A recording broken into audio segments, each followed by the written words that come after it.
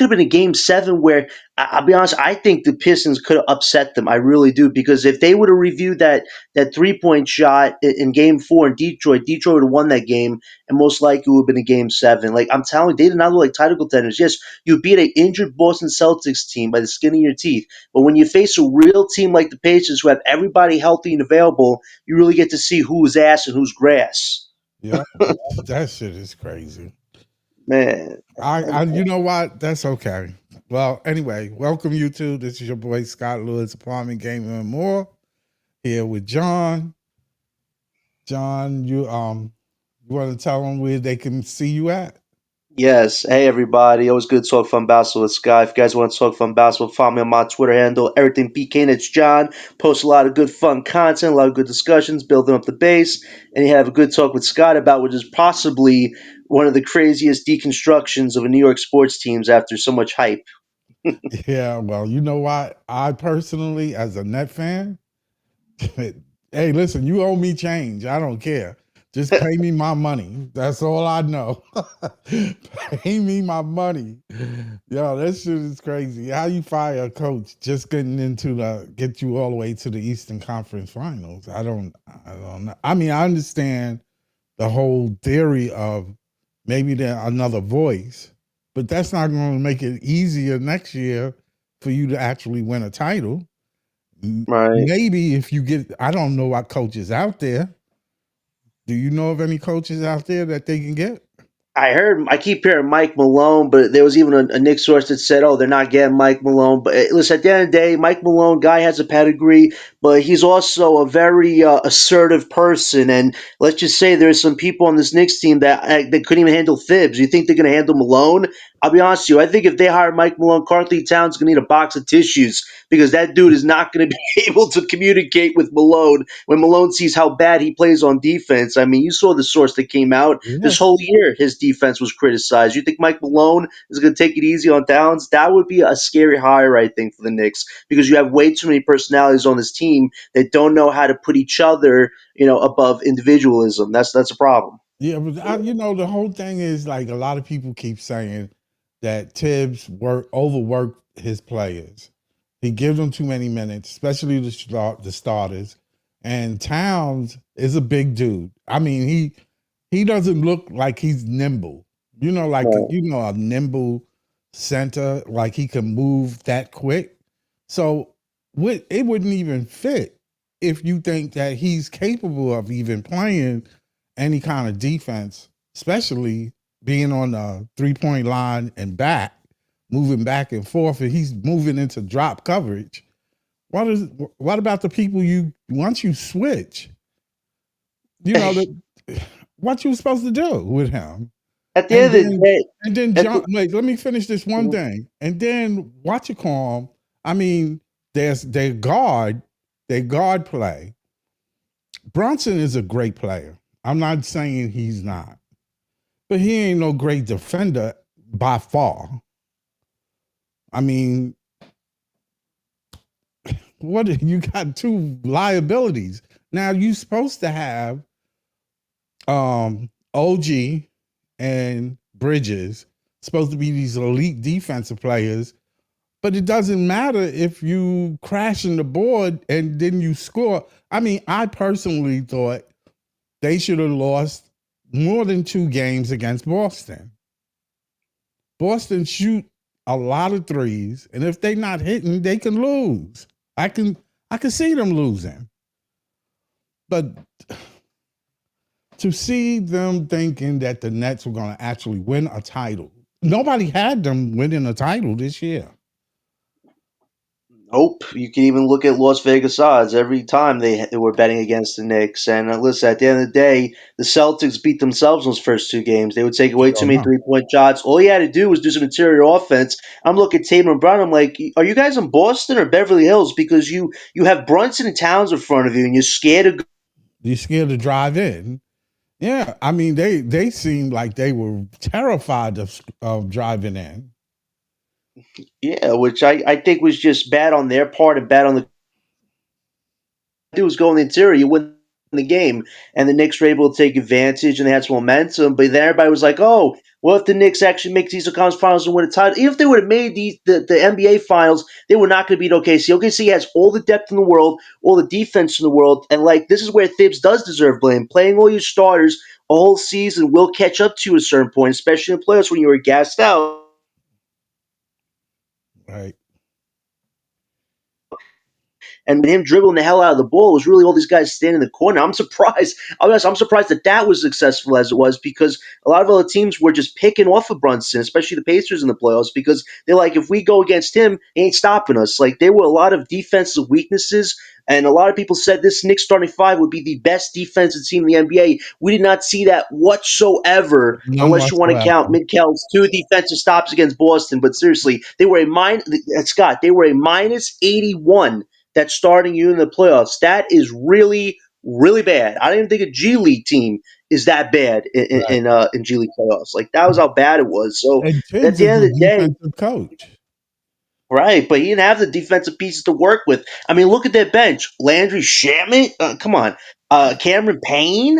Like there were a lot of small guys on that bench. PJ Tucker. I mean, my gosh, like there See, was nobody on that bench you could bring in to help play any type of defense. I So didn't I even just know PJ Tucker was on the bench.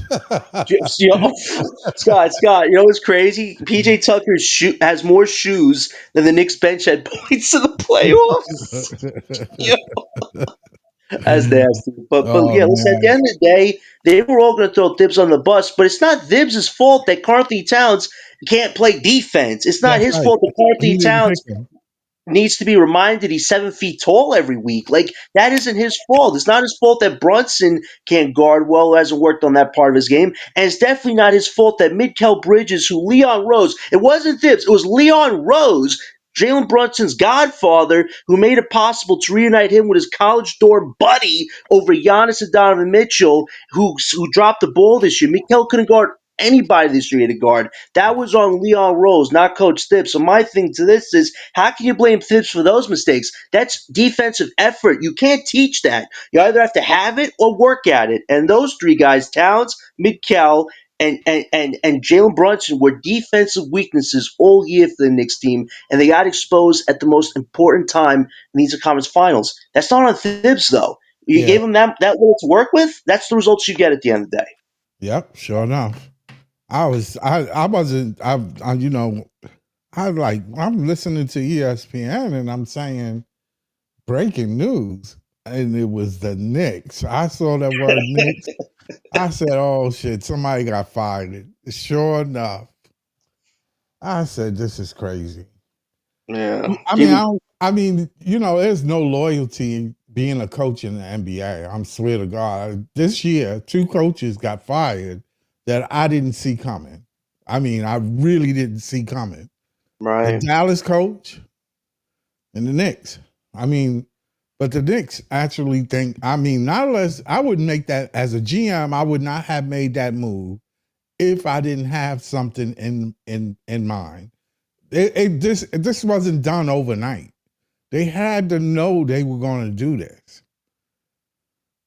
Maybe, but at the end of the day, let's hypothetically, if their goal is to get a Giannis or Kevin Durant, like let's say they get Kevin Durant, it really doesn't change much. You can get a new coach, but at the end of the day, if Katie and Brunson are your two main stars, you're basically going to be the Suns 2.0. Defensively, you're way worse. Yes, offensively they can score you buckets, but there's not going to be automatic chemistry. And I'll be honest, Kevin Durant has not looked like a superstar version of himself since he was with the Brooklyn Nets. Honestly, he has not looked like that guy. He's looked like he wants to play ball and not do anything else that's important to win. And if you get Giannis, listen, I know some people think hypothetically they're going to throw talents on the bus and trade him in a pick to the Bucks. Listen, John Hurst would be an absolute fool to take Oh, Carthy Towns. Listen, that's literally being a sinking ship and basically denying the inevitable for 2 to 3 years, having him as your main guy. Like that would just be foolish. So if you're the Bucks, you're probably going to want a combination of OG Anunoby, yeah, Josh Hart, Miles McBride, and Mitchell Robinson in that pick. That is a lot of depth. You're basically going to have to give up your main defensive components just to get Giannis to pair with two guys in Towns and Brunson who yeah, can't play a lick of defense. Like think about this. Offensively, it'd be 3 on 5. defensively, it'd be Giannis versus everybody again. It wouldn't change. Giannis would just be in a similar situation as with the Bucks, having two guys who are star level players, but defensively they give you nothing. So I think either way, if the Knicks fired Thibs with an intention to get Katie or Giannis, it's going to backfire tremendously and shorten an already shortening window. And those Knicks picks we have from 2027, 28, 29, 2031 will look really good because you can't force chemistry and you can't force star players to have chemistry. Either No, they have it or they don't, or they build on it. I just don't think they're thinking about that. They just killed their whole identity they've built the they last can't. 4 years. They can't possibly be thinking about getting Giannis. With what? Yeah, they don't have nothing to give. I mean, they don't have nothing to. You already gave it away. You gave the house up already for what you want, what you got on your team now. Right. You gave up 4 picks to Brooklyn, 5 picks to Brooklyn. Six picks. You dead ass, as they say. You dead ass now. Now Giannis is off the board. I mean, I ain't no way in the world if Milwaukee would take Towns. For what? What, to be a bottom playing team for 3 to 3 years and For not what? accomplish anything? And a pick? Come on. Even if you give me OG, that's not going to make my team better. Giannis is better than all three of them put together. Any of Right. those picks together. I Right. wouldn't be, it's no way in the world I would make that deal. Not unless you was giving me some number ones, but you ain't giving up you ain't got none. Right. And you know what the ironic thing is? They have their own pick and they have the Wizards pick, but I don't think you're allowed to trade two of the same year's pick with the stipend rule. So your assets really are that bad. It's a Wizards pick, which is a top 8 pick, I think. That's Yeah. that's nothing. Why do I want a top 8 pick at Carly Towns? I'm literally giving a top 5 superstar for garbage, toilet paper, and some bubble gum. That's all I'm giving you. Like that's nothing to work with. Listen, at the end of the day, like you said, the Knicks made their bed and they have to lie in it. And if they did this coup on Thibs, the Villanova boys, I'm calling them out. Josh Patrol Hart, Midkel Bridges, and now he's known as the flop artist, Jalen Brunson. The three of you guys teamed up to get out the coach that not only gave you guys a structure, philosophy. Yes, it wasn't perfect, but damn, it got you where you had to be. And now you expect to get a superstar this summer and a new coach. Everything's gonna be hunky dory and you're gonna win a title next year. Get out of here with that. You can't force chemistry and create identity on the fly. And now the Knicks are going to try to say, oh, we have players to get a star with. You're going to sacrifice even more depth. You're going to have to put basically nobody to play next year. The decline has started. Yeah, the decline has started. Yeah, Disgusting. yeah, I yo, mean, I wanna get to come Leaf. on. Hey Leaf, what's up? What's going on, man? Yo, let me ask you something, Leaf. Answer this Really. question for me. I need to know because I noticed, you know me, I'm a net fan. I let people know every angle I talk about is about what benefits my team.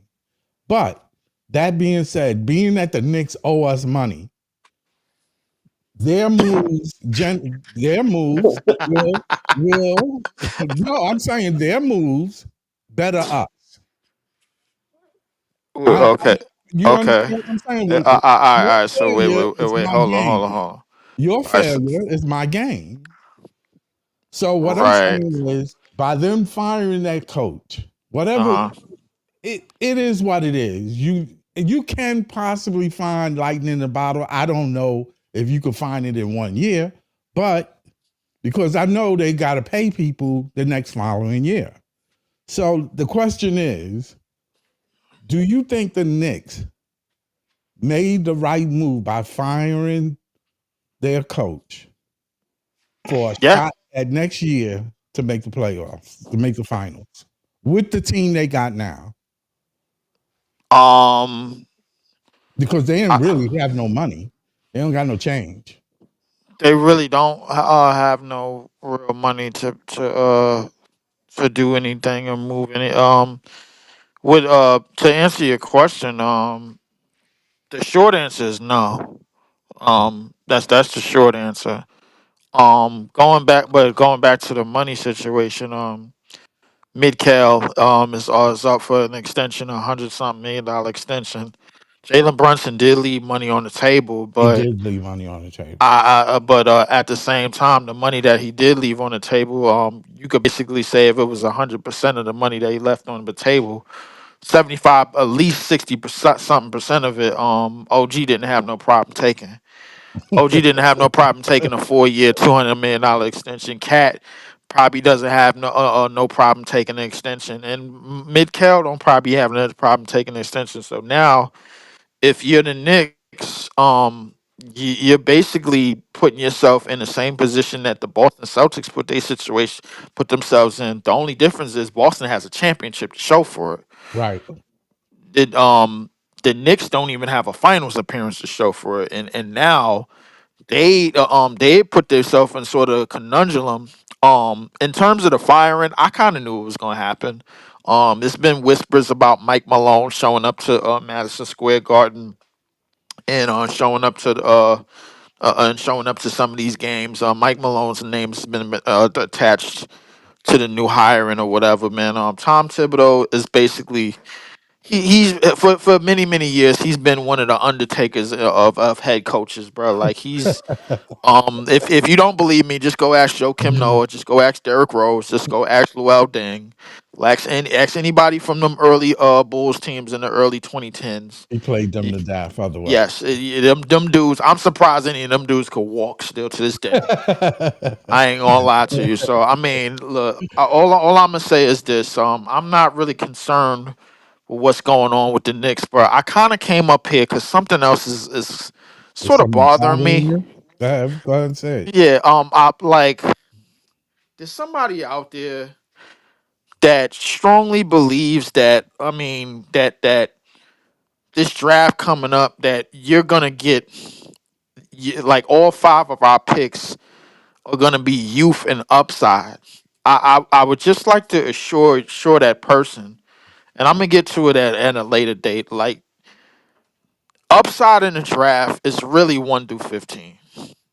Right. That's what it really youth in the draft is really 1 through 15. Anytime after that is guys that are juniors, guys that are sophomores, juniors, and even seniors. They go late in the draft for a reason. They go late in the draft because nobody's interested in them 1 through 15 or 1 through 20. And after number 8, we have to understand that we have the picks that we have. Another thing, I'll be honest with you, and it's been a lot of talks and a lot of blooming, bro. Like, I do not want Nets fans to completely turn their back on Jonathan Kuminga and Nas Reed, because if you do that, basically essentially what you're saying is that we're okay with being in the dump, even though the NBA is not rewarding us for being in the dump, because you seen what we did this year. Right. And now there's some people that still convinced that we need to continue to tank, and at minimum we're still gonna get number 5 if we bottom all the way out and we become the worst team. I can assure Mm, you that there's more penalizations in being a back a tanking. bad team Yeah, I than it do is too. than it is anything else. I I mean, think that's like, counterproductive. I know what you're y- saying. yeah, it's very counterproductive. I would urge Nets fans that's putting out content about via Tanking. trades and what we should do and things like that. That, like, do not please do not rest all your eggs on this whole we have to tank for another year. Have to be. AJ DeBonsa and Yeah. Cam Boozer and these guys are coming up because We don't know that. y- There's no guarantee with that. yeah, Lee. yeah, you're basically they're throwing a long shot here in that, and you're basically saying that the players that are available to us this offseason via restricted free agents are not worth anything.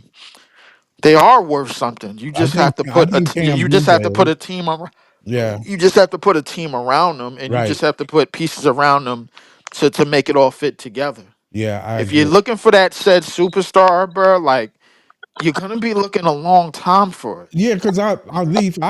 Honestly believe if you see a superstar, you'll know. You should know You know a Right. generational player when you see one. I have not seen one yet. Right. That's the way I see it. I I see mean, good neither. players. I see good players. Don't get me wrong, but I don't see I like see very good players, bro. I give listen, even in this finals. I mean, if you want to say you see stars or whatever, that like in terms of elite superstars, I only see one person in this in between these two teams, and that's SGA. right. If you want to say that I'm say Halliburton that. is that, I can so, let you slide with that. Yeah, so yeah, so Halliburton is pretty good. some people would say Halliburton is on that superstar tier. Some people would say Halliburton is a product of the pieces that's around him. Some Okay, people would say Siakam is the product of the pieces around him, bro. Like the thing is, you could go either way. right, What I would say is, bro, like I think we ought to urge ourselves to pay attention to who's SGA and who SGA was a couple of years ago when he first started averaging 30 and the Thunder wasn't even in the playoffs, and who Halliburton was a couple of years ago in Indiana, and he got injured and Indiana wasn't even in the playoffs. right, So these are two teams that managed to put a certain amount of pieces and a certain amount of work around they're said players, they're go-to players, but only one of them is a superstar, and that's right, SGA.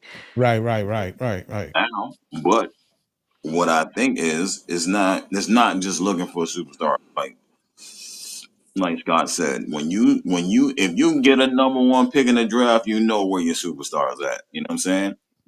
Do you?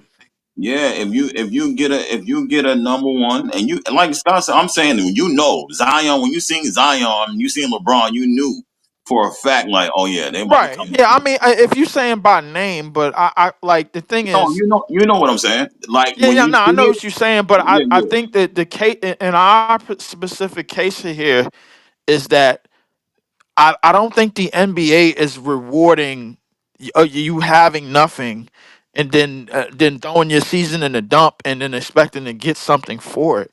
They're not rewarding that anymore. Like my thing is like I looked at a video earlier today on Twitter and it is said it was a 40-second video. I retweeted it.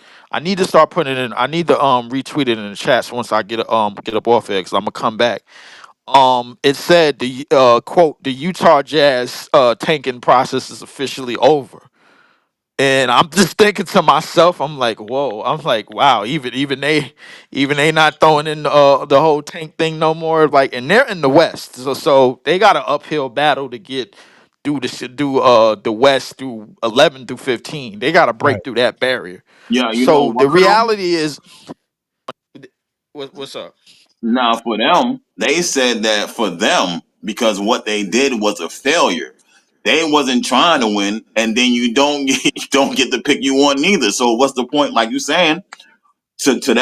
Right. They did a hell of a tanking job since they got Rudy and Spider, and they just now got a top five pick after all of those years of tanking. Rudy and Spider have been off of that team for how many years now? Like almost going Almost on 3 three, years. 4 years. Yeah, 3. I think it's 3 years. Right. 3 years. They spent the last 3 years tanking, and they just now are getting a top five pick in this draft. So the reality is, Tanking don't if you're, work. t- I don't think yeah, if tanking they works. bro, like so, if anything, they're probably rewarding you for fighting your ass off and at least showing that you could get to the play-in with the team that you have. Now I don't want to pat this I don't want to use this draft lottery as an example because obviously we all know how the Dallas Mavericks got the number one overall pick. Right, right, They right. did the NBA a favor Yeah, They patted him on the back. whatever it Nico, was, Nico, that was. Nico, Nico can walk down the streets of Dallas now. Yeah, He's sure enough. pretty okay. He's off the hook for now. He don't have to wear the bulletproof vest, He right? don't have to wear bulletproof vests everywhere he go in Dallas now, bro. Like and trust, and I'm headed to Texas in another month. I will no longer be a resident of Brooklyn, bro. Like I can tell you for sure. Listen, listen. That's not the place that you want to be as an individual of color, bro. Like in a position that Nico Harris is in. Yeah, But sure enough. needless to say, we all know why that happened. Now, last year was sort of an like all right, an anomaly. We all know why Atlanta got the first overall pick, but Right. we all know who the first overall pick really was. Right, And we all know, bro, he wasn't going there because he made his mind up. He wasn't going to play there because him and Bilal Koulibaly had a relationship in France. So my thing is that they're probably rewarding you for having some type of team going forward, and I strongly believe Cam Thomas, Jonathan Kaminga, Nas Reed, they can put something together. Like now if it happens the other way and where they're like, all right, man, maybe these dudes just they just want to get paid. They're gonna get lazy. They don't want to do this. And I'm like, yo, they NBA players. Why wouldn't they want to work? Why wouldn't I'm like we owe it to ourselves to give something a chance. What are we gonna do? Give some we still have our picks in case things don't work out. right, right. So my thing is like, listen, we know who our GM is. Keep his dumb ass away from trades, unless it involves Cam Johnson, unless it involves Claxton. Keep his dumb ass away from trades. Draft, sign some free agents, and let's start competing now. The Utah Jazz have given up. They have literally folded in the tanking tent. They are not doing it anymore. They spent 3 years doing it, and they just now got a top 5 pick. It clearly doesn't work. They don't reward nothing for nothing. That's for sure. I totally agree with that, Leaf. My whole thing is compete. The league likes you when you competing. The league don't like when you don't compete. And getting the number one pick doesn't guarantee anything. I prefer to have more number one picks, multiple number one picks, because I honestly believe there's gems in the 20s, in the 30s, or even in the 10s or the teens. You can get a gem there. Build your team. Go and draft. Kaminga will be a great fit in Brooklyn. Kaminga will be a great fit. Talk him down. Talk him down to a reasonable amount. I think if we really want to be honest, bro, I think we the only ones that can offer him not only the amount that he wants, but I mean the amount like any other amount, pretty much. I mean, 30, like he's asking for 30. I'm not mad. I'm not upset at that Yeah, because I already know Cam Thompson done kind of screwed himself with the injury. So it's possible that we could give him between 18 and 25. It's right, possible that we could give him that. Nas Reed, he probably gonna want like between 24 and 27.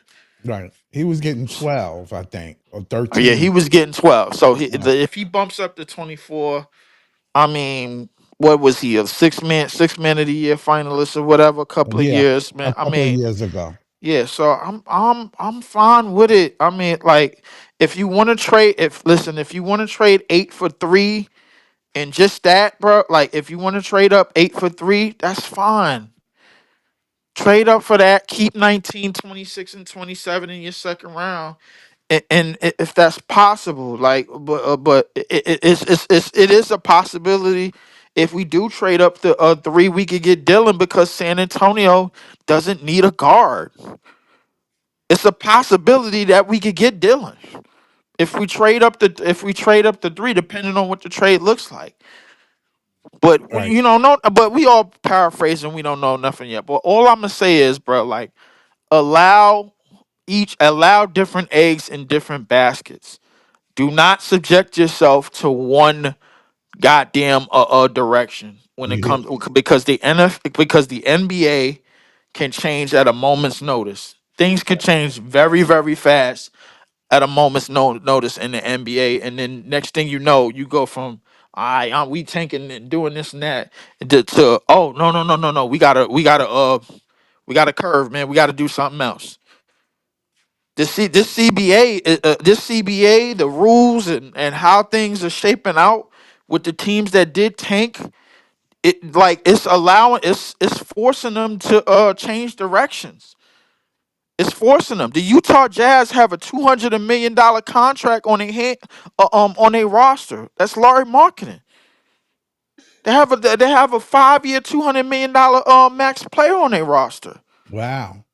I seen I don't even know who the commissioner name is, but I seen the interview with him, and they was talking about tanking, and they was asking him, like this is not the best method to stop tanking, right? And he was like, it's not, but he said we haven't figured out what is the best method yet, but for right now, is going to kind of slow teams down from tanking, right? That's what he basically said on the interview. It's going to slow them down because we don't know how to fix the tanking yet, but we're trying to figure out something else. But for right now, the way this is going to help teams to not tank. And like you said, like what I'm saying, you won't get rewarded for just being. Tank.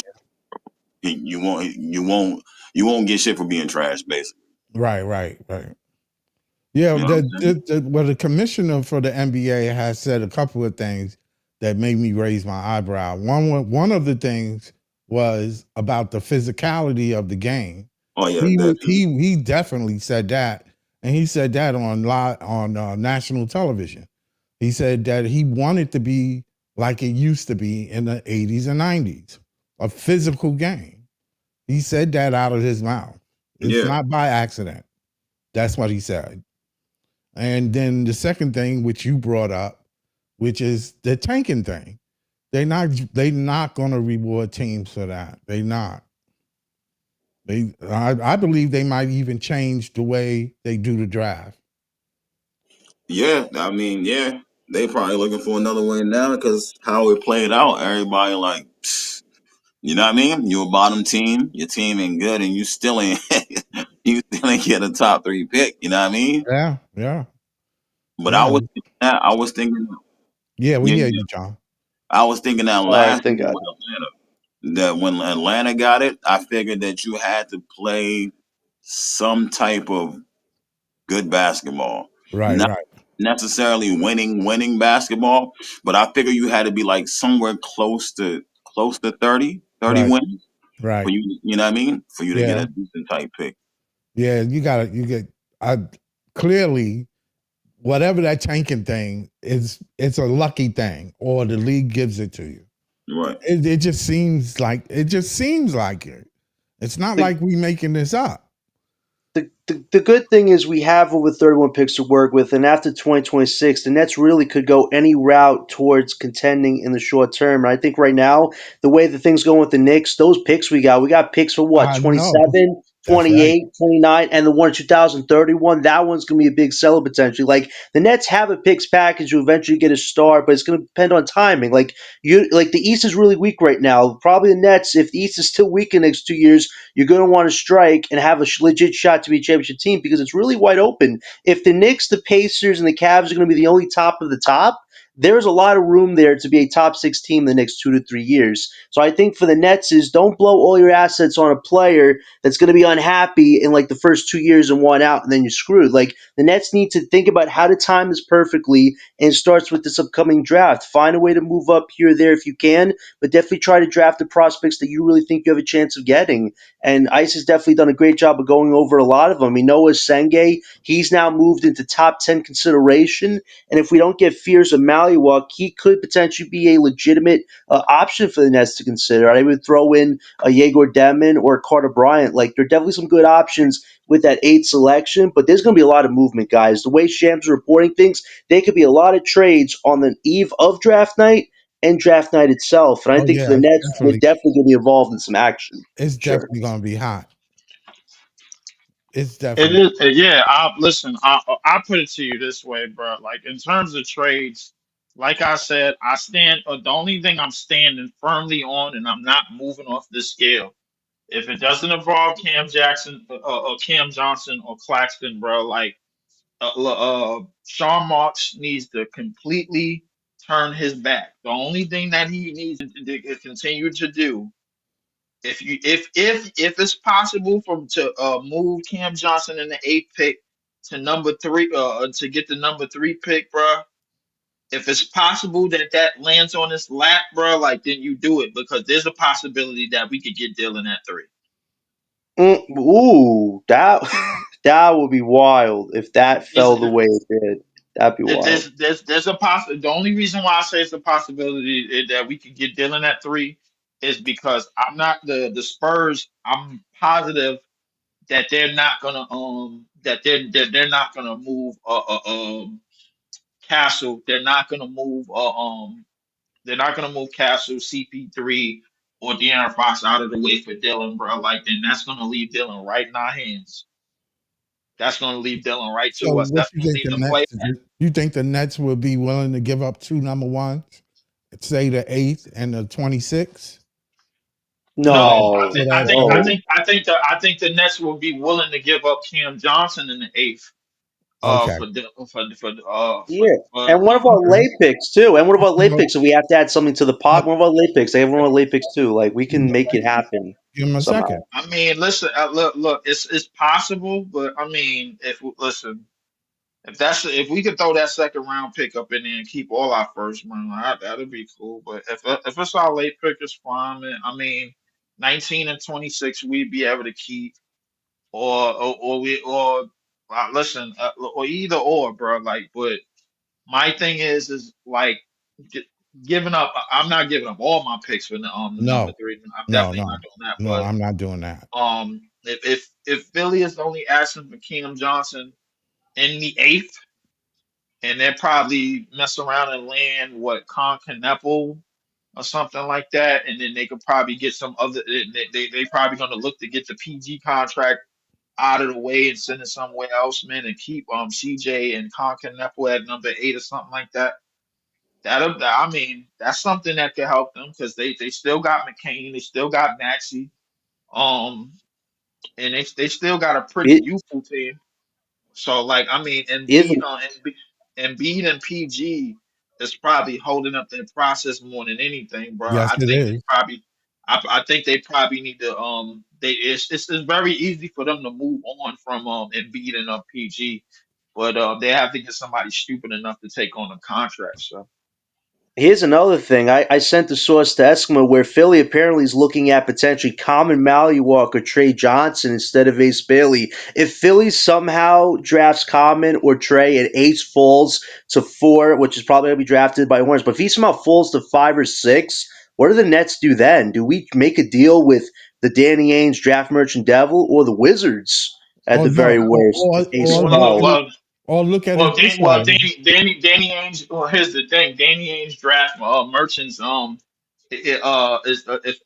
didn't send a video to you, John. That was my bad. I meant to send a video to a lot of people on Twitter. Mm-hmm. Apparently the Utah Jazz tanking process is over. They spend the last 3 years harping up picks. I know everybody in here remembers the Rudy deal. And Right. everybody in here remembers the deal they got for Spider. They got a law. They got what's Danny Ainge went to Utah and got a haul. And this year they only have one top five draft pick to show for it.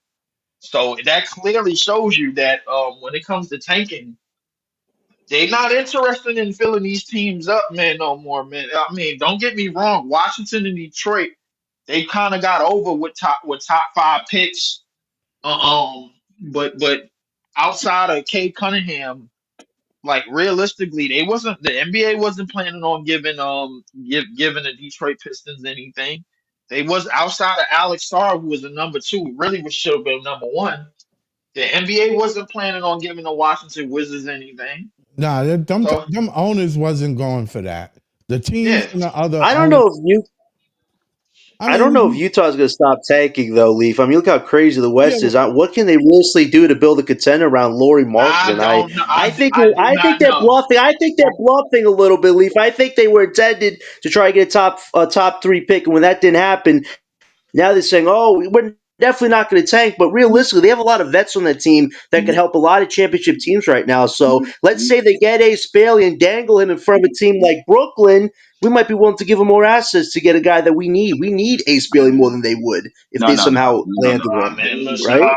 I They put it gonna to you this way, bro. Like they better put a playbook together, or something, bro, because the NBA is not buying they tanking. Is not no. buying they tanking ways. They go not. ahead, go ahead, Esco. Nah, yeah, Utah got enough pieces to be a decent team. I'm not saying Mm. they'll be like playoff, but In Not a the contending West, team. Not a in the contending team, West, Ice. yeah, in Not the no, West. Ice. No, no, no, no, no. no. Hold on. I'm not saying they're gonna win like a lot of games to even make the play-in. I'm saying they can be competitive with the roster that they have. Right? They chose to sit Laurie out. They trying to get rid of John Collins. They just had a rookie that did something nice. You know what I'm saying? And they got other Um, rookies on that team as well. And they just said, I forgot one of the rookies got hurt last. Filipowski, and No, Isaiah Collier. nah, they got a power forward that got hurt that was supposed to be nice. I think it's Oh, you talking about Hendricks? Hendricks. Yeah, Hendricks. They had Hendricks. So I Was just that seen the that. Hendricks kid or Keontae Yeah, yeah. He had that Hendricks? crazy injury. Yeah, Yeah, that so he's crazy. supposed to be working back right now too. So they got young pieces, man. I think they could, you know what I'm saying, instead of doing what they was doing, you know what I'm saying? But other than that, every team in front of us wants to trade up as somebody falls. And the thing is, like I said, I've been listening to everybody's podcast and everybody's takes, and most of them want there's questions on fears, like every team is interested in him, but they always have somebody in front of them. Right. And it's like either Queen and Fairs or Maluach and Fairs. You know what I mean? Like it depends on who's on the board Right, when it gets to Washington and the Pelicans, because them two really want bigs. But if right, one of the bigs is off the board, they want Fairs. You know what I mean? Next, or right. unless Trey Johnson is on the board or something like that. You know what I mean? Listen. I'm gonna say this like this: the only team that the Nets need to be talking to about trades is Philly. That's it. We already know that they don't take that number three pick seriously. They probably want to vet to add on to the young pieces that they already have, at least the young backcourt and McCain and Maxey. They're probably looking to go forward with them. If anything, if at anything, bro, like if they could somehow get the PG contract off, if they want to eliminate the PG contract, I don't think they want to quite yet, but they might give it another year. But if they want to, they're gonna have to do that later on. But the reality is, right now, that's gonna leave that pick open because I like and because I already know San Antonio is not moving pieces, not moving the guards that they got currently out of the way for Dylan, and that's going to leave Dylan right at number three. So, Possibly, possibly, possibly, yeah. yeah. Because I was just listening to Philly with Eric Snow, and they was asking Eric Snow questions about the 2 and the 3 pick and having Ace Bailey or even VJ Edgecombe, and he said, you know what I mean? How do you even know that Ace is going to be still on the board like you're saying? He's like, how you know that the Spurs just don't take Ace because they got all them point guards? And he's like, I'm not saying that it won't will happen, but you know what I'm saying? You got to ask your questions. You can't just assume that Ace is going to be on the board at 3. You know what I'm saying? He might not be here at 3 because they might just take him at 2, and you know what I'm saying? They got another wing. And then he asked the question to the panel like, now that Dylan's on the board, do you just take Dylan? And they all froze up. They couldn't really answer, and they had to think. You got McCain, you know what I'm saying? Like, we got this, we got that. McCain will have to go to the bench. I don't know if that's good. You know what I'm saying? Do you take somebody else? Do you trade the pick? And they was really sitting there trying to figure that out, and they couldn't really figure it out because once you get, you know what I'm saying? If they wanted Ace and he's gone, like they don't know what to do. You know what I'm saying? But like I heard Right. too, also they might end up taking Trey or even Khan because they're more ready. They're more shot ready. You know what I'm saying? They're more ready than Ace or you know what I'm saying, or VJ or one of those guys. If Ace Listen, somehow falls below, if Ace somehow falls below three, like Leaf is saying, Sean Marks, you better be damn aggressive, man. If you cannot allow Ace Bailey to slip under three and not try to trade up with somebody for him, we have 31 picks to work with. Besides this year's lottery pick and next year's lottery pick, these other picks aren't exactly golden picks that we're gonna hold on to for dear life unless there's a superstar Except the involved. But if Knicks. Ace Bailey's Except the Knicks available, you picks. gotta be willing to do some business.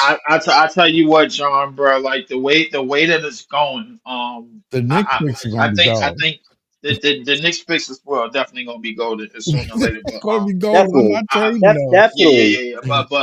But at the same time, the back of the draft is just as good as like the middle of the draft and everything. So I'm not gonna really back of the first round is just as good as the middle of the first round. So all I can say is in this top 10, if it's possible to trade number 8 and end up with at least Dylan or Fears. You work like you cooking with grease. You Yeah, you you you did cooking your you cook thing. you cook you did your thing. If you walk out of this first round somehow some way after the NBA said no, y'all getting the eighth, and you walk out and you somehow creep Get out your the back man. door, with blood on your arm, crawling out of there, and With your somehow you Yes. got man. and somehow and you if you creep out the back door with a shotgun shell in your leg and a knife in your back, but you got Dylan or Affairs to show for it, bro. You You you good. survived You, this draft. yes, you did. I give If Sean we can get another a year. I give him another year contract, boy. if he could come away with, if he could come away with a point guard, if he come away with a point guard and center, I'm very happy. If he still comes away with a point guard, center, and a power forward, okay, Sean Marks, maybe you get one more year, but he has to I'm get only to only I'm work on only draft concerned. night. Don't play a I'm safe only game. Play an I'm, aggressive game on draft I'm night. only I'm only concerned about the top 10 and who he comes out with. Is somehow some way we come out of this first top 10, this lottery, and Dylan is on our team, and Dylan is wearing that hat, or Fierce is wearing that hat. I think, bro, we accomplished that is a good goddamn accomplishment. Yep, Listen, I mean, I agree. I know what everybody is saying about Ace, and I respect what everybody is saying about Ace in terms of But Ace is how a project. A, You do. but Ace still had, but Ace is He a got project. potential. He got potential. Ace You is a know. project, but he still has the most potential. Yeah, But he but does. in He does. terms in terms of us eliminating the tanking process, Right. like the Utah Jazz supposedly did, because I'm gonna take John's word for it. They supposedly, quote unquote, eliminated the tanking process. In terms of us eliminating that shit, if we walk out of this first round, this if we walk out of the lottery with Dylan or Fizz, we did what we were supposed to do. Yeah. All the There's rest of it no is question gravy. about it. Listen, I understand how people feel about Malawak. Y'all know how I feel about Ace. But what is important, bro, for this top 10 right now, for Yeah, but us to you. eliminate the tanking process, bro, Yep. is either Dylan or Fizz to be on this team. You was gonna only get one of either, so it doesn't matter. Like you Right. said, you was only going to get one of either.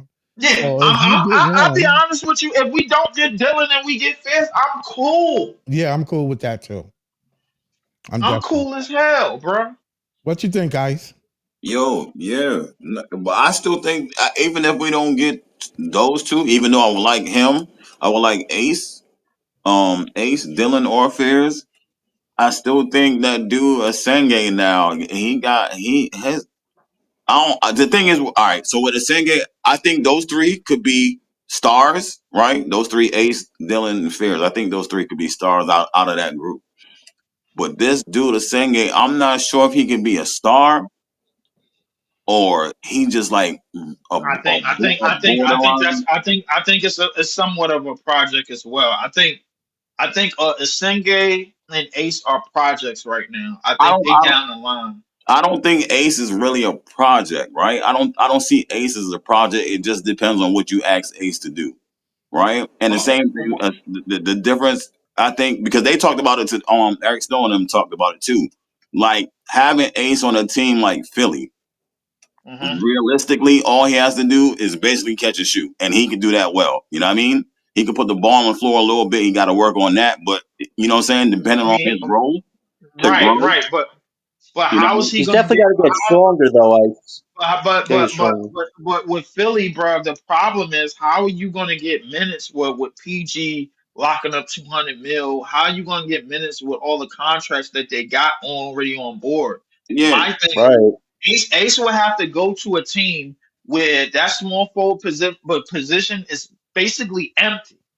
It's basically empty, bro. And he can just fit in there and be behind a said point guard that could give him catch and shoot opportunities, one dribble pull up opportunities, and he could thrive through that. I don't even know a team that's really built like that outside of San Antonio because San Antonio wings ain't really nothing to speak of. I mean, nobody really trusts Vassell. Nobody really trusts Jeremy Sohan and them, bro. Like, I mean, come on. right, If we really looking at it, bro, like San Antonio is real guard heavy because of Castle Fox, and they possibly bringing back CP3 right. for another year. So I mean, I don't know, bro. Like, realistically.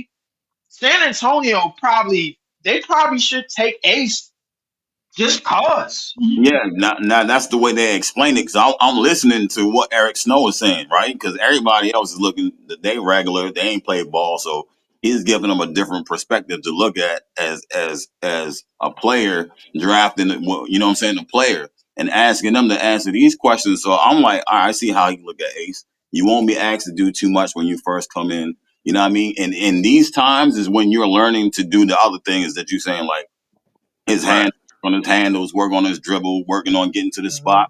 You know what I'm saying? Working on being consistent. But in the meantime, I'm gonna just have you do this. You know what I mean? Right. And I'm like, okay, Right. I see. But like I said, with a Senge, right? He to me, I don't know if I see star power. I don't know about him. Like as far as being a star, I don't know if he's like borderline to me. As if you pick him up, if those guys was to be gone and you pick him up at 8, I'll still be good.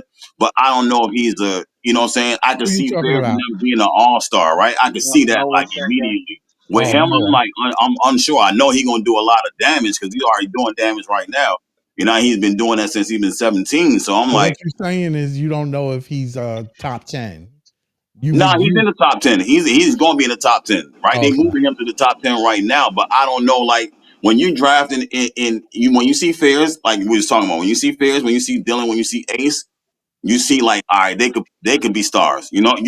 Like they possibly can reach that potential. With him, it's like I don't know where to. You know what I'm saying? I just don't know if he'll be an all star, but I know he's going.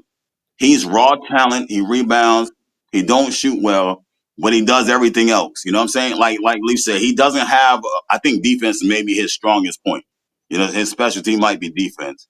You, But you know what's You go know ahead, what's bro. ironic? But both Noah Senga and Carter Bryant are kind of like in that same ballpark. I would say Carter Bryant is very solid defensively. Offensively, doesn't have a game yet. Noah Senga, like you said, solid defense. Offensively has a game. Anybody who lands those two guys, you have real good long term projects there because I think physically both those guys can reach another level, and if they can unlock all their skill sets, you're gonna have two potential strong wings in the league. Remember, we can't have enough wings to win a championship. So if we do land Noah Senge or Carter Bryant, I think those are two really good projects for the Nets. And I Yeah, think Senge could be a doubles machine if he gets yeah, stronger yeah, and well, moves that's what down. I'm saying, right? Yeah, I already know he's going to be a good wing. You know what I'm saying? But what you know what I'm saying, to the point, if he's an all star wing or he's just a solid role playing wing giving you double doubles.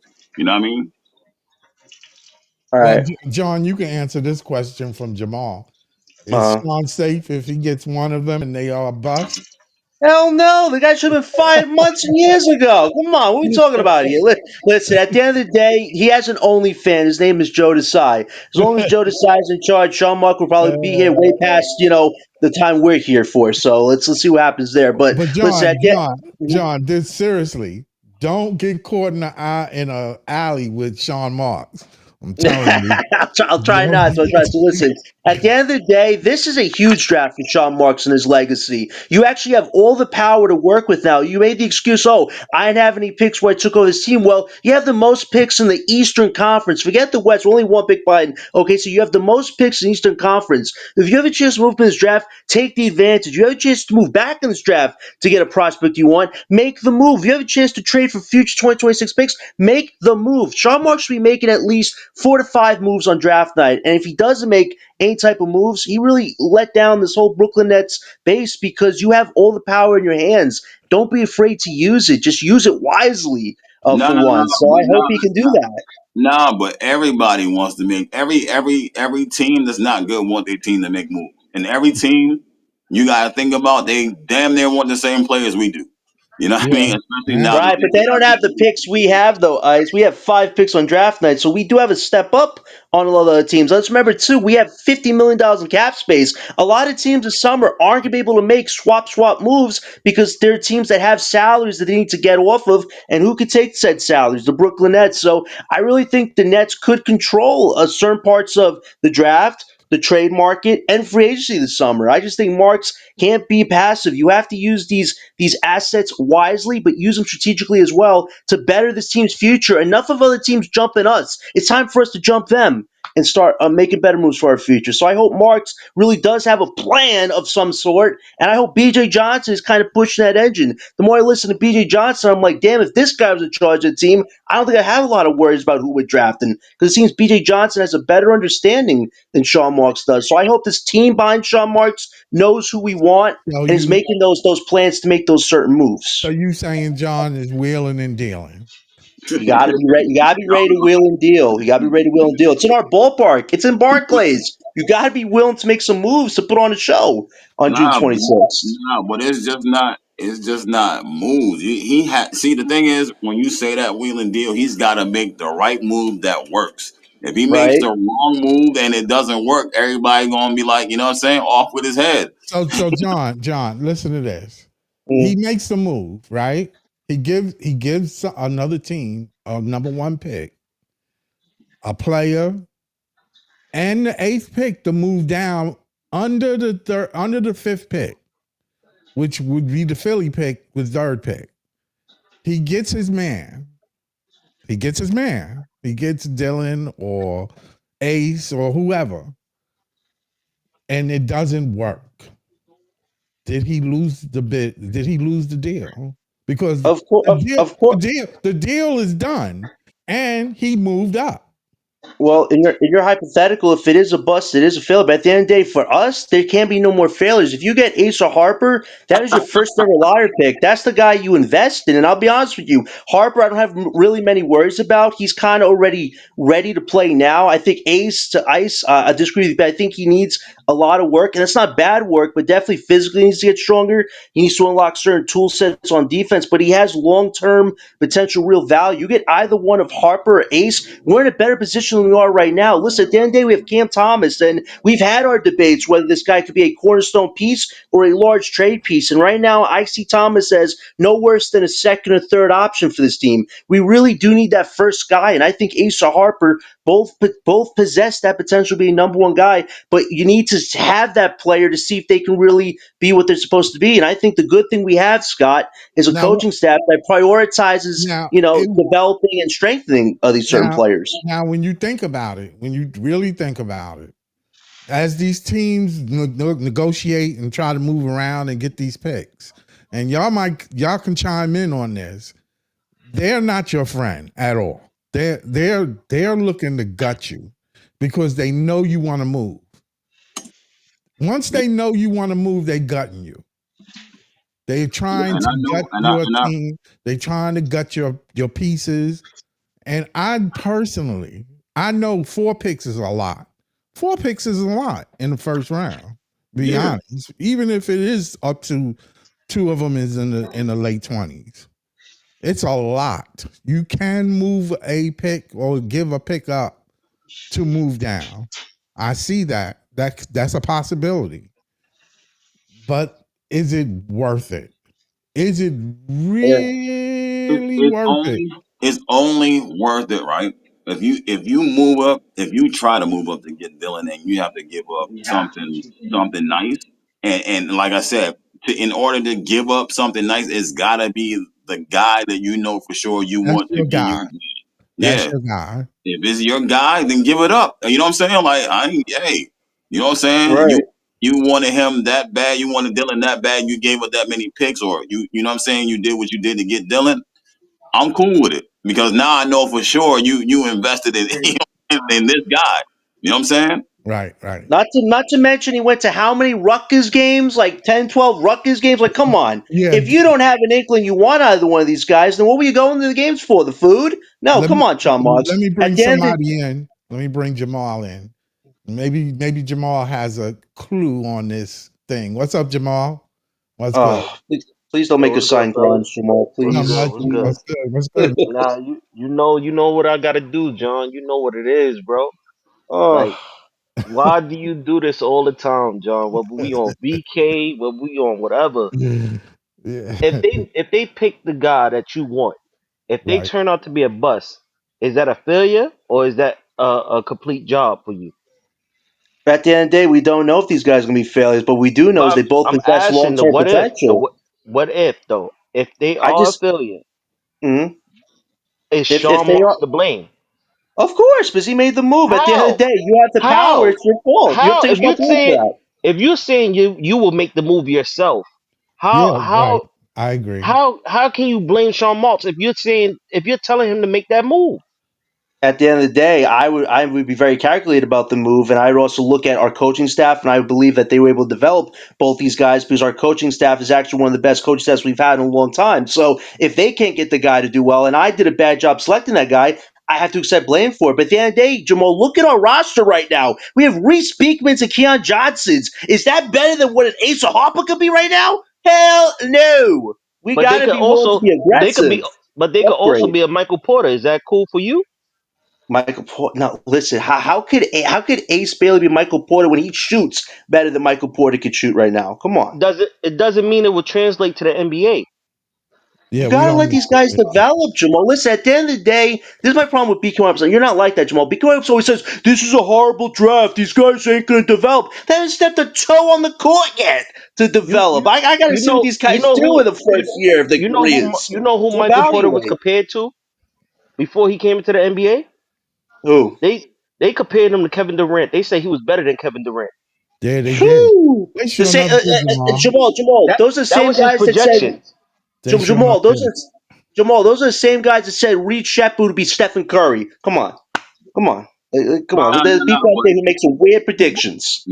but the only thing that the only reason Michael Porter ain't that same guy is because of the back surgeries. 3 back surgeries. No, I know that Ice. I'm just Yeah, saying things happen. Look, Yeah, yeah, things Andrew yeah, happen. Wiggins. Andrew Wiggins went number one, and B went number three or number two. yeah, Yeah, that's true. And who had a better upside? Yeah, yeah, Embiid for sure. You know what I'm saying? So it's yeah, always players that's gonna have a better upside than certain players in the draft. yeah. We don't know. We just don't know. You just taking a chance. But you trying to. Well, my thing is my whole thing is you. We got the eighth pick. If we got the eighth pick, stick with it. Stick with the eighth pick. And what falls to you, you pick. You pick your best player. What falls to So, you? so Scott, you would select Con Knipple if all your other options were out No, the door. You would select I him. might not. I might not select Knipple. But Okay, who's good. the projected ninth pick? Who's the ninth Uh, pick projected? last I Um, saw, it could be Maluak going to Toronto, Yeah, but I will take that Malua. changed. We that's need a why I was center. About talking. that. We need a center. I'd That's be fine with Maluak. Send Claxton out the door tomorrow. Yeah, that's we why need. I was talking about. That's why I was no, but my bad. That's why I was talking about Tenge because he's. I think he's now he's moving up boards in the top 10, and he might be. They He got might him shift it. on one at 8, and they got him one at 9. So he's Right. like, you know, what I mean, He he's right there. he Can I might just be say shifting something? the board. Yeah, Can yeah, I say something real quick, Yeah. Ice?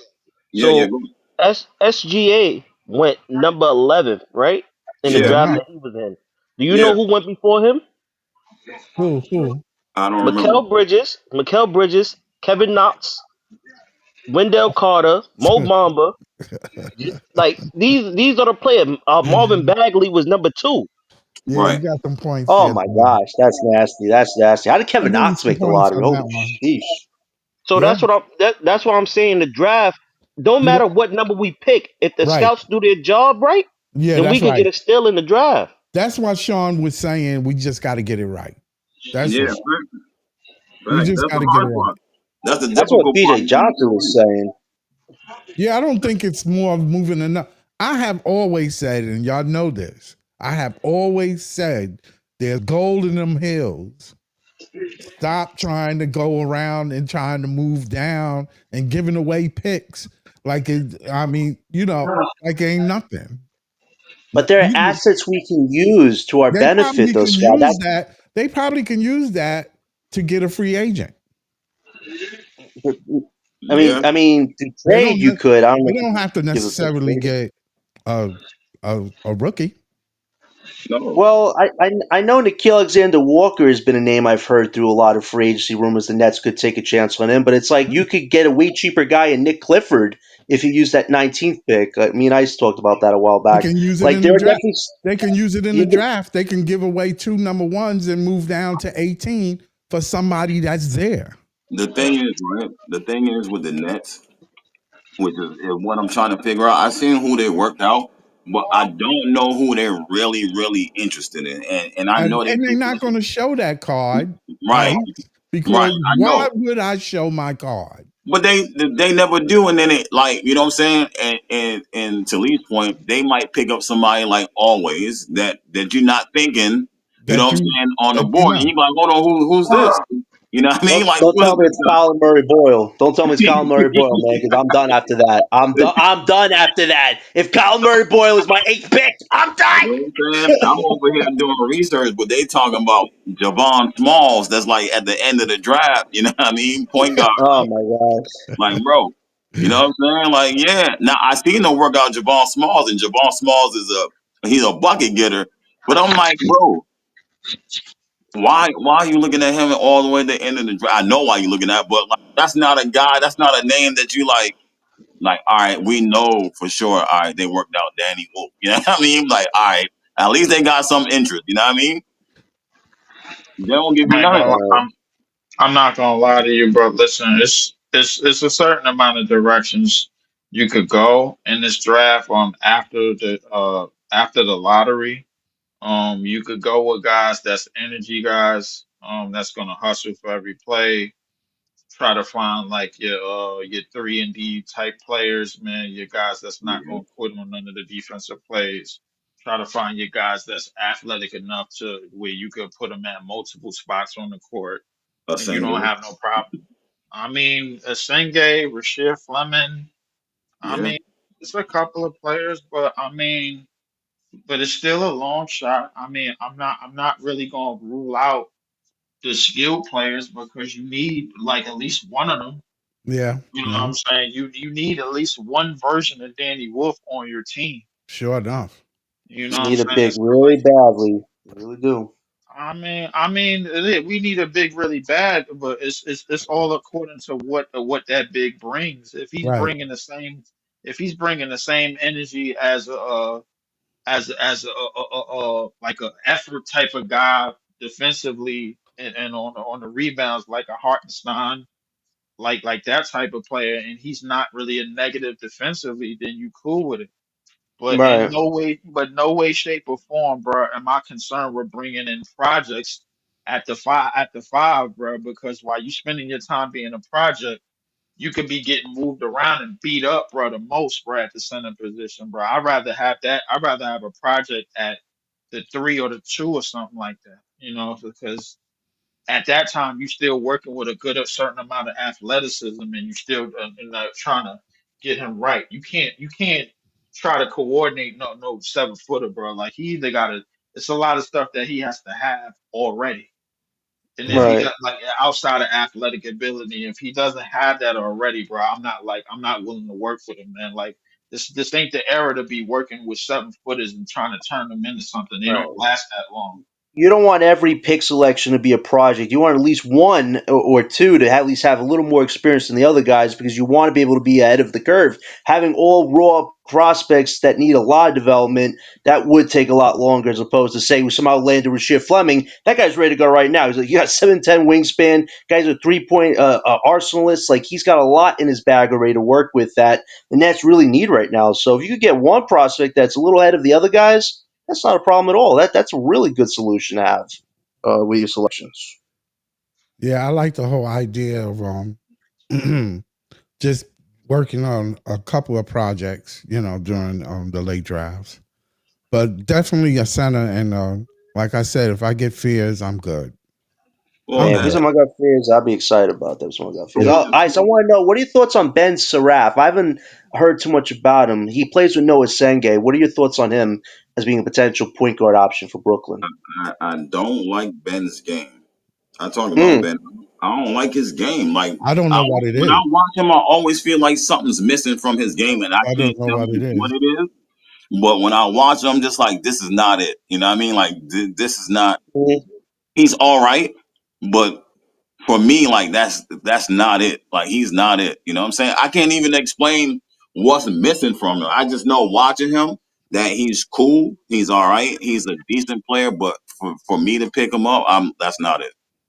It's Yeah. almost like Casper's. Like everybody's like, how did this guy make the top lottery at a certain point? It's like he has, like I think, athletic ability, but he doesn't have polished skill set. I think that's kind of what's in with Ben Seraph. Like you see a thing or two that looks okay, but it's like skill set wise, this guy's not exactly at the top of the top. So I could kind of understand your point of view there. What about Nolan Trio? Or has your opinion of him changed, or is it still kind of like this could be a bust, or like a middle tier role guy? What are your thoughts on Yeah, Nolan? he can be. Like I said, when I see him, I think he could be a decent point guard. He's decent. He can be. I don't know if he'll be a starting point guard, but he's a decent point guard. You know what I mean? He also averaged what they got on here, 7.4 assists. So he can move the ball. He needs work too. Like his shooting needs work. He wasn't scoring that well. That's why he dropped down the board so far because he was supposed to be in the lottery somewhere as well. You know what I mean? Him and Yegor, and they both dropped down because they shooting and they scoring wasn't that good. You know what I mean? But I think towards the end of his season, he started playing better. But like I said, he's all right. He's another. Right. If you But draft him, you'll be okay. You know what I mean? You won't be like, oh, now he just trash. Like you'll be like, he's all right. You know what I mean? Right. I mean, And I still think we trade for Igor Dem, and I think this kid has a lot of potential. I know people worry about defense and speed. That could be worked on. I think the playmaking, the height factor he has, it's something the Nets don't have. Imagine being able to get a 7 foot center and a 6'8" point guard. We actually become a bigger team as opposed to just being a small ball team that's gone us nowhere. well, I they I have four definitely think picks, and he right, might be there in the 20s. yeah, nah, potentially. he had some buzz with the Nets, saying that they liked him or whatever. But you know what I mean? Like I think he because he shot well in the combine. That's what gave him a little bit more buzz. But still, like he needs some work. You know what I mean? Like he's like a A project. yeah, he's like for real a project. The only thing that he does well, which is good, is his passing, his vision, and his passing. He doesn't get to the rim well. He doesn't defend well, and he doesn't do He well with doesn't look quick. yeah. He's not He's not quick. quick, and he doesn't do well with smaller defenders guarding Right. Right. Great things for our coach staff to work on. Put him in the G League his him. first year, let him work on it. Like I'd be open to it just because I think, like you said, some of these guys do need a lot of work, and I think with Yegor, it's not a bad thing because there aren't any 6'8" point guards in this draft except Yegor. So there's definitely some potential long term success if you sacrifice that first year of him not playing as much main minutes. I don't think it's a bad thing. I think it's something you have to see if you do draft him. Like, can he get better in 2 years? I think he could. There's I one don't think. more. There's one more, but he's at the end of the draft. Kobe Sanders played for Nevada, and I think the Nets worked him out too. Mm. He's 23. He's 6'8", 18 points, 4 rebounds, 5 assists. But you know what I mean? He's also slow as hell too, being 6'8". So you Mm. know what? I have a question for everybody. Yeah. With Tibbs being fired from the Knicks and all this commotion going on in the East and players going down, like the Celtics and stuff like that, and the Do you see the East being wide open in 2 years, this year and next year? No, no, I don't. I don't necessarily think it's going to be wide open. I just think I just think the some teams at the top might take a step back, and then teams like us, Washington, all the bottom teams might take a step forward. But we're not going to be, you know what I mean? Right. Unless you get somebody that's franchise changing at that time that can put your team in the playoffs. I think everything will still be the same basically Oh, until we okay. get to where we Like got to get. Detroit and Orlando. Yeah, yeah, Well, Yeah, they get stronger. yeah, they might take a yeah. step up. They should get I stronger. I think Detroit and the Magic are definite wild cards. They have really good coaching systems. They have really good pieces. They definitely are two teams who can make bigger moves the next 2 years. They're definitely going to rise up. And I think the Knicks, just by firing the coach, it's such a bad move because Thibs played such an integral role in giving you identity. Now you have to find a whole new coach, have a whole new identity, and you still have the same pieces. Like, even if you play these guys less minutes, the starters, your bench is still going to be a problem. So I think you look at all the teams who have that chemistry, who have those good coaches, they're going to rise up. I think the Cavs are a team to monitor the next 2 years. If they don't win the next 2 years, they're really financially committed to four guys: Mitchell, Garland, Mobley, and Allen. They have no picks till 2030. So they're a team that could eventually regress if they don't win now. And you look at Boston, if they're going to take a step back and rebuild, I think their dynasty era is kind of done. They're going to move a lot of pieces around. And the Pacers, they could be a good team next year or eventually have a regression too. Let's remember, they're not a luxury paying team. I know they said they're finally going to be a luxury paying team. That's only if you're winning. If you don't win, I think the Pacers will eventually pull the plug pretty quickly. So What I about think the the East Cavs? is wide open right now, but like I say, it's not crazily wide open because you still have a lot of good teams at the top, but it's going to shift. I think the East can shift every year if this is the way it's going to be right now, especially if Giannis leaves the East. It really, the field becomes even smaller with who are your main primary stars. And if Mitchell eventually leaves, like, like the East is going to be wide open for business. So I think for the Brooklyn Nets, you're in a great position. You have all the flexibility in the world. Well, all these teams have to either win or lose and pay penalty consequences. We don't have to pay any penalties right now. So for Brooklyn, you're in a great position. It's all about timing and when is the time to strike and eventually win. That's what it comes Right. down to for Brooklyn. Okay. All right. I see the Knicks firing their coach was some people say it's a good move because it happened with other teams that done it and won the title the next year, Yeah, like no, Chicago. they didn't give him no lunch break, so you know what I mean. He got to go. He breaking protocol. He breaking protocol with that. You know what I mean? Yeah, Government rules. You know what I mean? yeah. All right. I just thought the East might be open, but I think it was an opportunity for the Nets to move into the middle of the pack. Uh, not this year. Not Probably, this year. You don't think so? no, It, no, no. Cause, yeah. right? You gotta look. We gonna get probably 3, 4 new players. Right. The old players that's going to be there going to get a little more familiar. You got to wait till these guys catch up. Then you got to get another player next year. So I say like the third year, you might be moving up, and the roster changing as well. So you know what I mean? There's a lot of adjustments. So I say 3 years, they might be You playoffs. say 3 years playoff. Yeah, You don't yeah. think they can make the playoffs next year? No, Okay. no, no, no. Nah. That, If the Nets don't, you gotta look if they trade Cam or they trade Clax and you got a new center, you got a new small forward. Like there's no way unless you yeah, got somebody that's better than them two. You know Right. what I'm saying? Unless you trade for somebody that's better than Cam and better than Clax, I don't think so. I think they might yeah. try to get Kaminga. Nah, I saw a report that they're not doing that. It was reported by the Athletic. They just don't want to give them the money. At the end of the day, Scott, the cap space flexibility the Nets have, if you give that money Kaminga, you lose your advantage. Essentially, you would have to, if you do decide to go after a star, you'd have to trade Kaminga and your So picks, which so kind of why takes away your okay, assets all right. So there. why would the Nets hold that money for who? For who they Well, looking for? Huh? Well, Who they this is what the Nets do. If you don't go after restricted free agents, you become the best third team facilitator, collecting sparring salaries. Like if you trade Claxton to the Lakers, collecting sparring salaries, which becomes free cap space the following year. The Nets have a chance to add more draft capital this summer while resetting their cap space for the following year, where better free agents will be available. That's probably the Nets' best strategy besides drafting if they don't go after a Kaminga or a Giannis or what have you, which they probably shouldn't this year because it's not really a good free agency this summer. So the Nets, what they can do is plan for the following year and then be ready to strike because this year there's not a lot of good options as far as getting it started, drastically change your future around if it's not Giannis. So for Brooklyn, set yourself up for the following year. You have all the flexibility So to maintain your flexibility. so It's just so the Nets have to Giannis. get your feet So about you're it. saying that Giannis is the only viable piece that's worthy of giving up anything. Well, they said Pretty they much. they said that if they trade for a star, the star has to be able to take the team to the next level. Basically, he got to be able to carry the team So to. he's not. So Giannis is basically not looking to be on a team that's not ready. He's not no, but the Nets were saying No. in order for us to trade our picks away, the star that they want has to be franchise changing. Giannis is right Right. now Giannis franchise. is franchise changer. Yeah, so He Yeah. is. He is.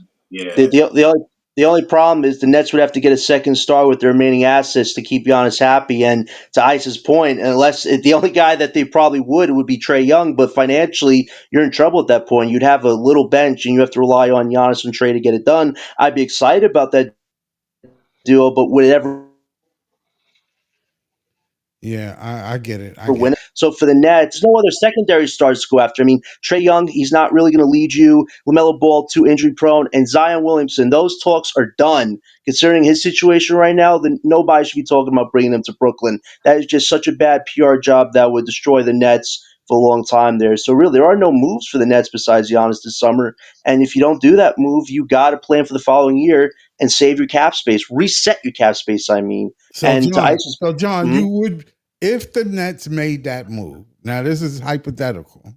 uh-huh, Anybody can answer this, but I'm particularly going to John because John is more about drafting and yeah. moving up in the draft. I get it. But if they do make that move for Giannis, they would actually and more likely lose all their capital for this year and next year well, there's definitely a high chance. I would say this though: if I was a GM trying to trade for Giannis, I'd try to include Portland of the or team. the Pelicans in a three-team deal because both those teams have the Bucks assets. If I want to try to save some assets to get a secondary star to play with Giannis, it'd have to be a three-team deal. If it's just a swap deal, we're screwed. I mean, we practically have to give John Hurst the kitchen sink at that point to get Giannis. So unless Sean Okay. Marks has a plan to incorporate Portland or Pelicans, it would be a horrible move on our part because Giannis would just be surrounded with little depth. And if you Right. get Giannis, you have to have a second star ready to play with him. The only guys that could be potential options are Trey Young or LaMelo Ball, and both those guys aren't exactly game changers right now. So it would be a huge gamble on the Nets' part. Now, would I be upset You wouldn't be upset with it. And we lost John. Yeah. I would be upset with it. Yeah, Jamal, you would be upset with it? I would because you're gonna trade your whole future away to Right, have nothing. exactly.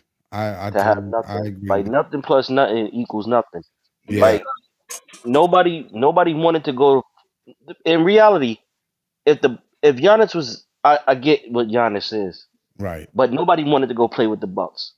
right. They had all those years over there with Giannis. Nobody went over there. They That's had to true. trade for Dame, and Dame ain't really want to go over there.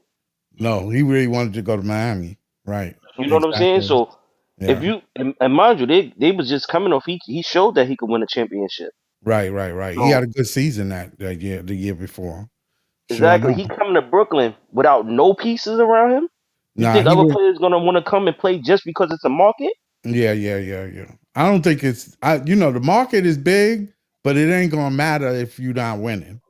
It doesn't Exactly. it does I mean, I just like I say about the Knicks too. This is a great place to win. You only have to win once, Hmm. but you got to win. If Yeah, once no, you win, you golden for the rest of your life. But the Hmm. but I'm saying you got to win. That's yeah the the, key. the That's the key. problem the problem isn't Giannis himself. It's just No, the it's not timing. Giannis. No, Yeah, it's not Giannis at all. Yeah, that's not what he's saying. I no, no, no. get I'm what not he's saying. saying. No, I'm just talking about what you were Oh, saying. I'm just yeah, saying yeah, from this yeah. point of view, it's not him. It's just the timing. Right, Mm-hmm. right, The right, roster's not ready, and the finance is there, but the roster's not ready. So right, right, right, right, if you get him, you have to get a whole. You got to move correctly when you get Giannis on the roster. Oh You know what I boy, mean? do you have to really be See, swinging, boy. Giannis is 2 years late. Like if we was trying to get Giannis once we traded Kyrie, then that'd be different. yeah, Yo, that would have been a whole different yeah, thing. If he was moving Yeah. then, it would have been a Yeah, whole different story. but to come in this time period don't Right, make right. no sense. We don't have Nah, nothing no, for you. no, no, We we don't don't. have a second. We don't have the second star. That's the Yeah, problem, we man. don't have, They and may. to get it, mind you, we're gonna give all our access. We're gonna trade everybody to get Giannis or whatever picks we got, We ain't gonna have shit. and then to try to get another star to Right, go with that, Yeah, yeah. you be we giving up definitely the ain't gonna have right. future. And nothing. You'll be giving up the here's the future, other man. thing.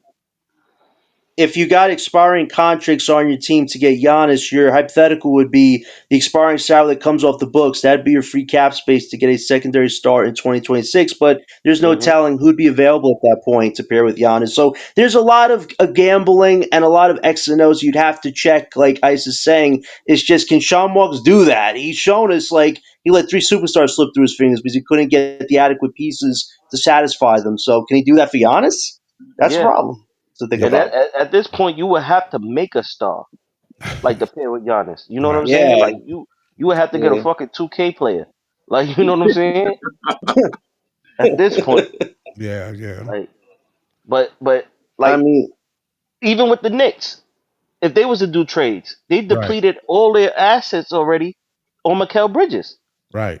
And Like they what do pissed. they have to trade? And I gotta hear ESPN talk about that shit all the time. Them motherfuckers are crying about them 4 picks now. Them shits are crazy. The Knicks are yo, crying every day. Steve, What Smith said today, what he said today, that hole's gonna haunt the Knicks forever. That was gravy, man. but He but said it's remember hole's gonna haunt remember them I forever. don't know if you remember John when we and you too Scott when we used to be on BK yeah, podcast when Mikal was there. I right, said I said Mikal is offensively stupid. He yeah. don't know how to. He don't know his spots. Mm. He's never been an offensive type of player. No, he was about defense, right? Yeah, like he could do the mid range. He's good at the mid range, Yeah, but because he doesn't know how to take control. He don't know. He defers too much. right, right. I see what you're saying. Yeah, I he's He not a doesn't know how to Batman. He's dribble not a the Robin. He's ball. like a Batgirl or some shit. It's, Like you know what I'm yo, saying? yo, Jamal, he can't even dribble the ball. You know how many times they Yeah, stole the ball from him in that he, Pacers series? that ass. He's like Alfred. He's like Alfred. He just in the Bat cave. He gonna Oh go my back the way he need to. gosh. I thought it was a good pickup for the net. I thought it was a good deal for the Nets and the Knicks. We got Mm-hmm. 4 picks, and they got Great their deal for man to go us. to the finals. But Yep. what I'm saying is, he didn't show up really Nope. defensively. He was Homeboy, there. everybody Yeah, was he was killing there. him. Yep. Well, he was He was Everybody was there. he killing was him. he was just there, Scott. That's it. He was just around. He He only and it's, showed up for Boston. That right, was it. yeah. He showed up for Boston. Once that game series was over, He went right back to his I regular don't know. The self. Pacers made him look like shit. They were running You know, they were running you right know what's through him. you know what's horrible? He's eligible to get a $39 million salary for the That's next four why years. Would that's you really why pay they some? that's why they trying to rush to try to make this move. They Yeah, that's why they rushing crying now. Yep. they crying and making moves because they know their clock is ticking. Oh Because my they Mm-hmm. gotta gosh! pay these people. And they ain't Yeah, got no title. but Yep. That's a fact. the thing is this: if you trade Mikal, OG, Mitchell Robinson, and McBride to the Bucks, you lose all your defense pretty much. I mean, But they don't OG. I have mean, no. The Bucks don't want just players; they want draft picks too. They but they want don't have. players and draft picks. They Right, but want that's all both. the Knicks can offer is players, and if Well, you give That's them all it. your depth, what do you then have? you forget about it. They ain't You good. got They ain't gotta nothing. fuck with them. They gonna. And here's another thing. What if they trade for Kevin Durant? He's got 1 year left on his contract. I don't think Kevin Durant's going to re-sign with the Knicks if they But trade for him. He'll be like, okay, nah, guys, we're winning now, but I'm going somewhere else. But Yeah. they're gonna be over the apron if I'm not Oh yeah, they'll be mistaken. over the apron getting Giannis. You know what I'm saying? Like Yeah, they they any player definitely. that they add, they're gonna be over unless they add like a mid level type of player. But Um, it's just it's all bad for the Knicks. Like Yeah, that's their it's problem. running bad now. Yeah, You know what I'm saying? And a lot of teams are gonna try to use us this off season to help yeah, with their contract relief. yeah. Nah, nah. yeah. I wouldn't help We nobody. That's when Sean's supposed to step up and be like, "Yo, then what you gonna give me? Hmm. What you gonna You give gotta me? rob them. You You gotta gotta rob them. rob Gotta hit them. them You over the can't head. be nice to them. Don't be nice. Finish them off. You know, you unstuck the knife in them, so now Cause push it all the way through. I don't know if y'all ever heard the reports that when KD and Kyrie was going through the whole they wanted to be traded or whatever. Yeah, When they traded Kyrie, they was trying to get like another player back in return, like that would keep KD to stay. But no team wanted to do no trades with the Brooklyn Nets Oh yeah, because yeah, because they knew he was they leaving. wanted KD. Exactly, they wanted KD to leave. They right. wanted him to leave. So I would make them all pay. Y'all want to do me dirt? Bet everybody getting taxed. Well, Everybody. Eskimo. I mean, Iceman. I was telling you that Yeah, that's how these GMs deal. They ruthless. They will fucking fleece you in a minute when they know Hmm. that you need something. This is yeah, what you want. You want this. They gonna get you. And yeah, this is what I was telling John. I said, John, you can't say nothing about like what Sean is doing because Sean can't say anything. Sean is in a position where he has to stay quiet and move lightly through this, but he has to have a plan. So he When know his first that pick, that eighth pick, if he's not being able to move down without getting fleeced, then he know he has to pick a right player. It's not so much that we would if we get, say, for instance, Ace or anybody else, it doesn't matter if we get Ace or not. Whatever that pick is that he picks in that eighth spot, if he don't move down, has to fit the team. I, What Jordy got planned. So and that's where I come to the Dylan and Fierce part right. because of Because I the would take conversation. Fears Because and Fears would be fine fitting in yeah, Jordy's thing. I think Dylan or Fierce will be fine in that. Or Fierce will probably fit the best because I think Fierce offensively, I think he doesn't lack anything that he's looking for at the point guard position, besides from like elite defense. Yeah, yeah. Dylan, I feel like Dylan can get to that point. I don't feel like Dylan's gonna be a super duper lockdown defender, but I feel like I think Dylan he could get might to be a that little point. better defensive presence Yeah. I think he will because be better defensively. his size. Yeah. Man, In terms of offensively, I think that that's the wash. I think I Fizz think has the Fizz is a little edge. better. Yeah, Yeah, I think Fizz has the edge, and I think Fizz could do a lot of things in terms of tempo and pace, and scoring, and scoring and passing and playmaking and getting everybody involved outside of and play a little bit more quicker. You know what I'm saying? Like that 7 seconds or less type of joint. I think we'd be quicker to that. That's what the NBA seems like it's going. But if we get Ace or Noah or who do Senge, bro, we gonna Fears remind you of? Leave. Fizz reminds me of a combination of Kyrie, Steph, and Trey Young. You know who he reminds me? What's Um, up? Kyrie's father-in-law. What's his name? Rod Strickland. Strickland. Yeah. I could see it, but I think he has a better perimeter game than Rod. Rod was like underneath the basket with it, Right. and Right. Rod was very close to the But I basket. mean his movement, like you know how Yeah, his movement. Yeah, oh yeah. His movement. like But how he blows by people and it look effortless, exactly like he ain't really trying. You know, I'm not right. trying to I seen Rod Strickland do some incredible things on the basketball court that word I didn't up. even think was possible, bro. Like I mean, but I've seen yeah, that. I've seen it. Rod Strickland was to the basket with it, bro, at 6 foot and 162, 190 something pounds, bro. He wasn't he was going in there in the trenches. It wasn't nobody he wasn't going up in there against. Back in the '90s, where they could elbow and hit you, Carl Yeah, to Malone knock your style. teeth out. Exactly. Like that shit. Like yo, listen, take it from me.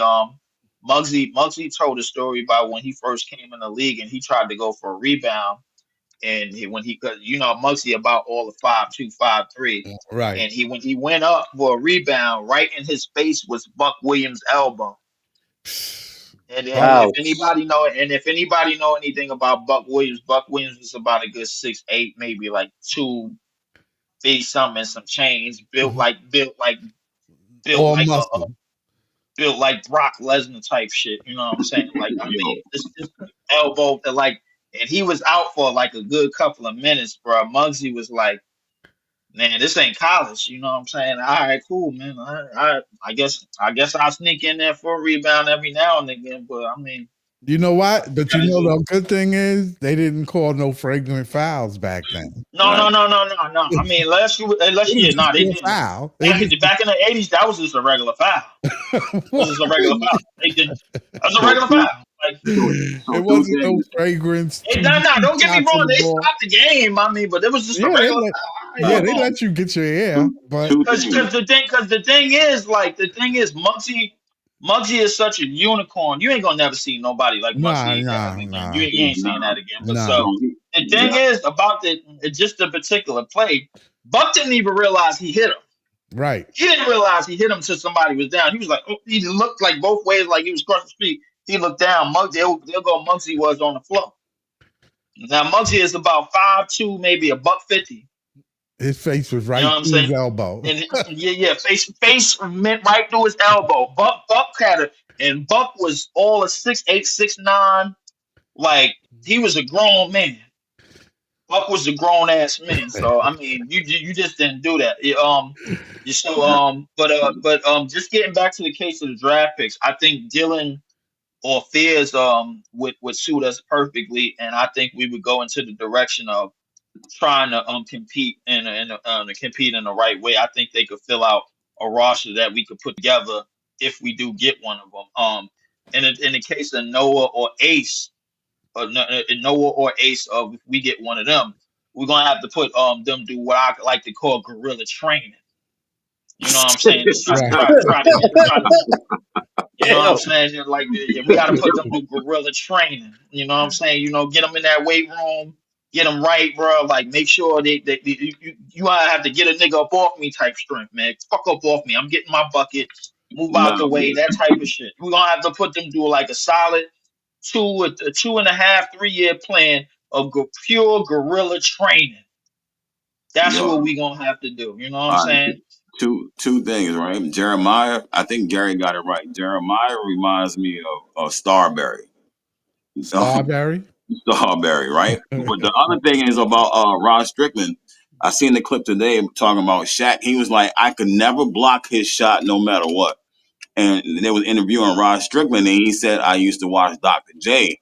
So whenever I came into the paint, I will always move the ball, you know what I mean? Around Yeah. and around and go around. And that's why nobody, you know what I mean? You don't know where the ball going at. So he will always find a little crack or seam to get through and move the ball around so you can't block it. You know what I mean? Yeah, he was his finishing is nice.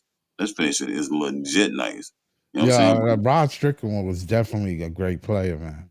Yeah, yeah, Because I but used to emulate a lot of his stuff when I was yeah, playing little pickup ball. I always Rod Strickland. yeah, Ron Nice. I had a Rod Strickland jersey. I had one of them joints for the Wizards. Ain't he from Coney Island? I Where's don't Rod even. Strickland from? I don't know. I can find out. Let me see. But it would fit Brooklyn, the I'll tell you this. organization, to get a guard because Brooklyn is a guard place. I'll Like tell the you bubble this. of Brooklyn has great guards, had great guards. I'm telling you, Let me I'll ask tell y'all you a this. question. Who Dylan remind y'all of? Cause Dylan, he remind me of he remind me like of a more athletic version of D'Lo D'Lo. No, no, he reminds me of and James Harden. Cade Cunningham. Kate, I reminds me of Kate Cunningham and James Harden in one Damn, person, that's a man. good point. That's a good. Let me see. I got no dealo with him, man. No, no, sir. Oh, he from the Bronx. He from the Bronx. He's from the Bronx, right? Yeah, he's from the Okay. Bronx. Yeah. D'Lo. Who he? Let me see. You said Dylan. Dylan. Yeah, who Dylan remind y'all of? Mm. Yeah, I don't know. I really don't got a good comp for Dylan right now. I gotta go watch some film and think about it. He looks like a combo of Cade and Harden Ice. He really does, man. Like he's I think got Harden. the physical I frame think Harden already. was his favorite player. Yeah, Okay. he does look a little bit like Harden, but I don't. Telling Yeah, you, he could definitely do in 5 or 6 years. He definitely could be on that level. He's got the drive. yeah. Damn, I can't think of who he would. Let's see.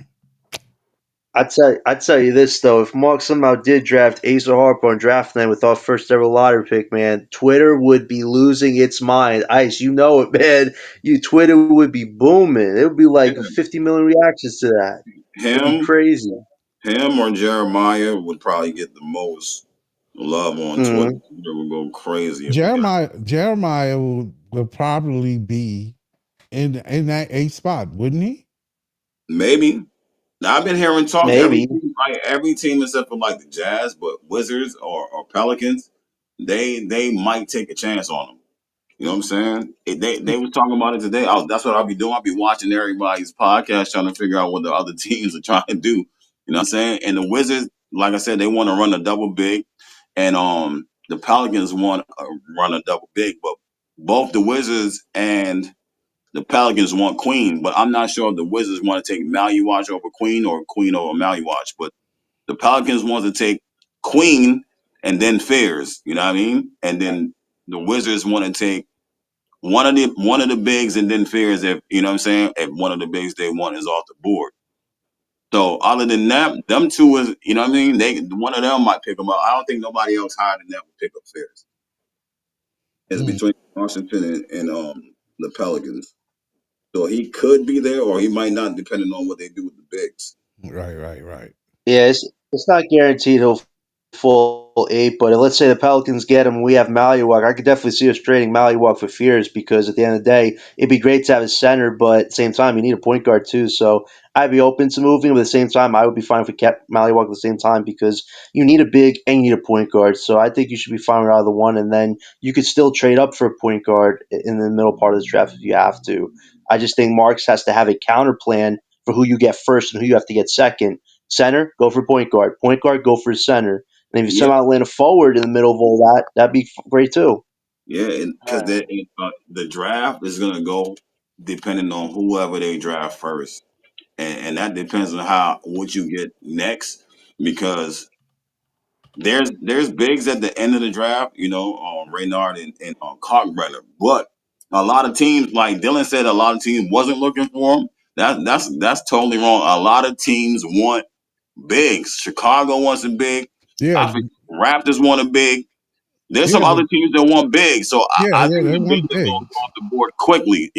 You know Yeah, what I no, mean? no. All those bigs that we mentioned are coming off the board real fast.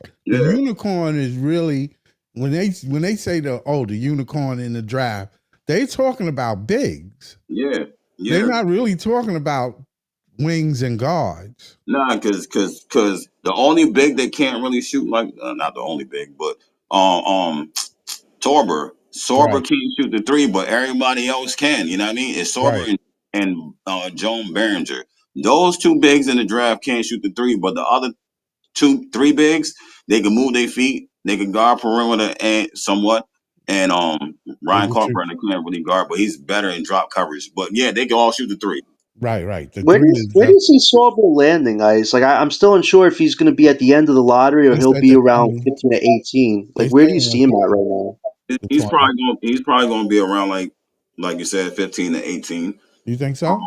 But I seen Chicago really like fans, not organization, but fans Right. want Sorber. Like they really and whatever pick they got later on, or do they even have one? Or no, they only got one. They only got one pick at 12. Yeah, they only got one at 12. Man, imagine OKC selected Thomas Silva. Man, I'd be so pissed. 'Cause Yeah, they I don't, would they see don't with need them. him. I don't know who they want. I don't know. I don't know who they want. They're not getting no intel from they. You know what I mean? They in the championship, so I'm not getting no intel of who they want. But they said they want another. They want another. Like the fans say they want another wing. Another what's my guy? We talked that we Neat Clifford. They want a wing like Neat Clifford. Oh, that could be an option for them. Yeah, Man, they're the team you don't want to get anybody. But I'll tell you this: if you got fears, if we try to trade up, I would want to get Solver. Man, I really think he could be that, like we talked about, that combo big. He could play power forward or play the five because he has that defensive interchangeability. And offensively, he's not bad either. He's pretty good. So if you got fears and Solver as your first two lottery selections, draft selections, I'd be happy. I mean, those are two players who bring versatility to a team that really is lacking versatility. I'd yeah. be happy with those first two selections. Yeah, I don't know. Sober, I'll be all right. I ain't. I really. I think I would rather go with Max or Kalkbrenner other than Sorber, just because I think they more skilled than he is. I'd rather go with one of them. Well, if you're And thinking about more being an actual censor, I agree with you. Just like you said, though, Moreno already has a promise from a few teams, so the Nets would have to decide: do we wait for the 19th pick and hope nobody selects him before that, or do we trade up for a guy who's more of a combo big but can fit our interchangeability that we need? I don't think yeah, you go wrong either way, but I definitely understand Renard. He's really look like a skilled big, and you'd probably want him. So it really depends on where the Nets go with that 19th pick, really, at this yeah, point. I don't. That's the problem. I was talking about that on my podcast. Like I don't. You know what I'm saying? Like that's such in the middle of the pack pick. Then it depends on who's up left on the board, and you really got to make a really good choice right here. Yeah, yeah, You know what I yeah, mean? yeah. Because Or else you'd be wasting it. yeah, like you really, because once you get to fifth, once you get out that lottery, whoever goes at the 14, and then whoever's left between what 15 to 19, and then 20 to 25, like you know what I mean. There's a good group of players right in between, and you got to pick one. You know what I'm saying? Yeah, Before yeah, you get down to 26, you got to pick one and make sure you get the right one out of that group. Because Neek is in that group. I know they worked him out. Yegor, well, they got Yegor over here, but I don't know. Yegor might go in the lottery, maybe. The other point guard, Nolan Traore, Will Riley, Danny Wolf, Rasher, they all in that group. You know what I'm saying? yeah, yeah. So What it's a tough pick right there. What about Dink Payne? We haven't talked about him in a long time. Is he still like at the late end of that draft, or is he second round at this point? Who you Dink Dink, said? Payne, Dink Who? Dink, Pate. Oh, they moved well on Tankathon. They got Dink at the 56th pick. Wow, he Yeah, fell. Oh, sheesh. he yeah, fell big time. yeah. He moved back. They I think moved he Yeah, did real bad at the combine. That's Yes, I why. don't think he did well at the combine. He wasn't a combine mover. You know what I'm Yeah. saying? He yeah. wasn't. He wasn't one of What those. about Drake Powell? Defensively, I think he's definitely a good pickup for the Nets. We need that other defensive piece potentially. He's got a promise in the first round too. I think it's in the first round. He has a And promise. So that's him why we and gotta that's why we got to move up, Ice. I mean, you look at some of the late guys that dropped out of this draft. Now it makes the pickings at the later end even more precarious for the Nets because now certain players are now going to move up a few slots where they might have not moved up if certain prospects were still on the board. So the Nets really got to think about it. Do we want to wait for some other teams now to get ahead of us with player prospects moving up, or do we want to potentially trade up to steal one of those guys before a team has a chance to upset us there? Like, what do you think about that? yeah, it's tough. I don't know. You know what I'm saying? Because I know those two got promises. I'm trying to figure out who else got promises. And I don't know if the Nets gave anybody a promise. You know what I mean? It's in the Yeah. range we be in, but I don't know if it's them. Right. Right. Right. You know what I'm saying? That is crazy, but yeah. You know what I'm saying? It's tough now that everybody, those players dropped out. The draft is got much more tighter. You know what I'm Yep. saying? And you got select. You don't have as many options as you did Mm. before. So That's the way. you gotta choose wisely. You know what I'm saying? Well, Yeah. I'm gonna get ready to end the show. All right. Good It's show, been good. Scott. It's been good, everybody. I'm glad. Well, I'd like to thank Jamal, John, everything BK. Nets Nation, Iceman, Leave. Like and subscribe. Thank you, everybody. Oh, Scott, can I say one thing, Scott?